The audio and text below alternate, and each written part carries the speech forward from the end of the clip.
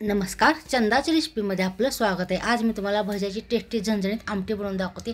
त्यासाठी डाळीचे पीठ, कांदा, खोबरं, लसूण, कोथिंबीर, मसाल्याच्या डब्यातले साहित्य आणि तेल लागणार आहे। आता आपण तयारी करूया। गॅस पेटवून पहिल्यांदा तवा ठेवूया, त्यावर खोबरं आणि कांदा भाजून घेऊया।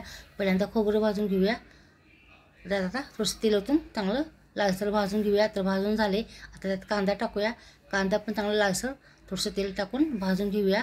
तर खोबरं प्लेटमध्ये काढले, आता आपण कांदा पण भाजून घेऊया। थोडंसं तेल टाकते, तर चांगला लालसर भाजून झालं आहे, ते पण प्लेटमध्ये काढून घेतलं आहे। आता आपण मिक्सरच्या भांड्यात कांदा, खोबरं, टोमॅटो, लसूण आणि कोथिंबीर टाकूया आणि मिक्सरवरती फिरवून घेऊया। तर फिरवून घेतली, आता ह्यात थोडंसं पाणी घालूया। चांगली पेस्ट होते मग पाणी घातल्यामुळं, तर पेस्ट चांगली झाली आहे।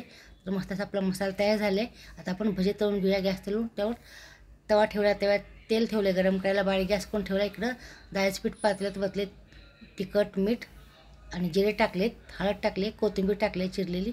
आता हे चांगलं मिक्स करून घ्यावं। त्यात थोडंसं पाणी घालून आपण चांगले भज्यासाठी पीठ बनवूया सरबरीत असं। तर पीठ आपलं तयार झाले, तेल पण इकडे गरम झाले। आता आपण तेलामध्ये भजे सोडून तळून घेऊया।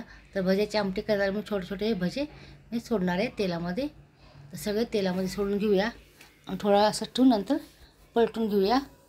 आता पलटून घेऊया, तर चांगलं दोन्हीकडनं चांगले भजे तळून झालेत। आता आपण एका प्लेटमध्ये भजी काढून घेऊया।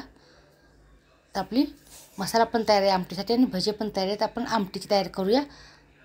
आता मी गॅस पेटून त्यावर तवा ठेवले, तेल काढून ठेवले, थोडंसं तेल ठेवले, तेल गरम झाले, तर जिरे मोहरी टाकले, मसाला टाकला बारीक केलेला, सगळा दोन्हीतलं मसाला टाकल्यानंतर लाल तिखट, काळं तिखट टाकले, नंतर मिक्स करून घेऊया। चांगलं तेलामध्ये परतून घ्यायचं।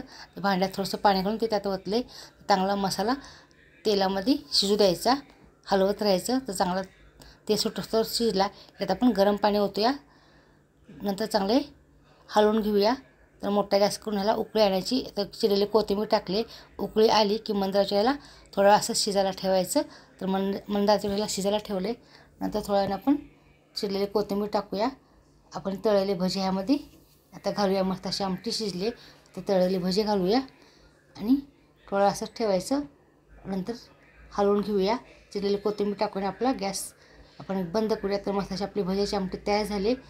करायला सोपी आणि खायला टेस्टी अशी भज्याची आमटी तुम्ही नक्की ट्राय करून पहा आणि माझ्या चॅनलला आवडलं तर लाईक शेअर सबस्क्राईब करा। धन्यवाद।